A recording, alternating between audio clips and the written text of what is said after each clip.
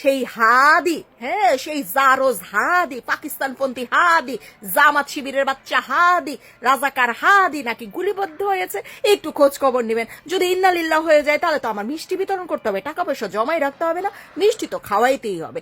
এই ধরনের জারোজ আর পাকিস্তান আর রাজাকার দেশ থেকে যত কমবে ততই হচ্ছে আলহামদুলিল্লাহ আলহামদুলিল্লাহ আলহামদুলিল্লাহ। আরেকটা কথা, যেই রাজাকারের বাচ্চার জারোজের বাচ্চারা আইসা কবি যে আওয়ামী লীগ গুলি করছে, সোশ্যাল মিডিয়ায় এসে এত খারাপভাবে কিভাবে কথা বলতে পারে?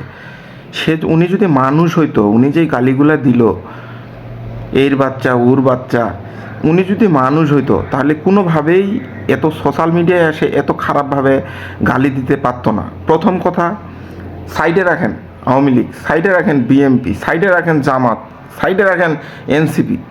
আরে মনুষ্যত্বের বোধ থেকেও তো, মনুষ্যত্বের দিক থেকেও তো এই গালিগুলো আসে না। একটা মানুষ মারা যায়, একটা মানুষ মারা যাওয়ার পরে আমরা কিভাবে এরকম করে গালি দিতে পারি?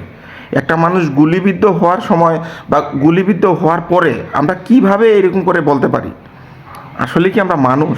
আমরা কি মানুষ আছি? আর আমরা রাজনীতির খবে পড়ে গেছি। আমি তো বললামই, একটা পাশের বাসার কুত্তা যদি মারা যায় তো আমরা ইমোশন হয়ে যাই। একটা পাশের বাসার কুত্তা যদি মারা যায় আমরা ইমোশন হয়ে যাই, আহারে কুকুরটা ভালো ছিল, ঠিক আছে। কিন্তু আমরা মানুষ মারা যাচ্ছে, মানুষ হয় আমরা রাজনীতির কারণে আজকে আমরা আওয়ামী লীগ, বিএমপি, জামাত, এনসিপি শুরু করছি। কিন্তু আসলে আমাদের ভিতরে যে মনুষ্যত্ববোধ আগে দরকার রাজনীতির আগে, এইটা আমরা ভুলে যাচ্ছি। আমাদের ভিতরে রাজনীতি ঢুকছে কিন্তু মনুষ্যত্ববোধ নাই, আমরা মনুষ্যত্ববোধ হারাই ফেলতেছি। মানে সে কীভাবে সোশ্যাল মিডিয়ায় এসে কীভাবে এরকম করে গালি দিতে পারে? মানে আই ক্যান বিলিভ ইট, যে মানে কেন এরকম করে গালি দিতে হবে? কেন? আপনি গুছায়ে বলেন, আপনি আপনার পক্ষ মানে গালি দিতেন, মানে গালি দিতে হবে কেন?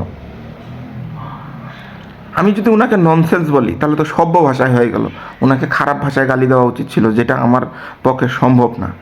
উনি এত নোংরাভাবে এক্সপ্রেশন করছে আর এক্সপ্রেশন দিছে, মানে আমি যদি কিছু বলি তাহলে আমি হয়তো খারাপ হয়ে যাব।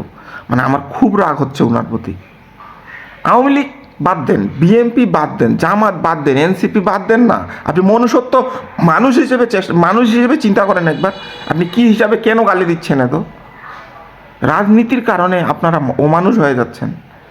আমি আওয়ামী লীগকেও বলছি, বিএমপি, আমি তো কিছু করি না, সো আওয়ামী লীগকেও বলছি, বিএমপিকেও বলছি, জামাতকেও বলছি, এনসিপিকেও বলছি, রাজনীতির জন্য এমন অমানুষিক কোনো কাজ করা যাবে না যেটা মানুষ কষ্ট পায়, জনগণ কষ্ট পায়।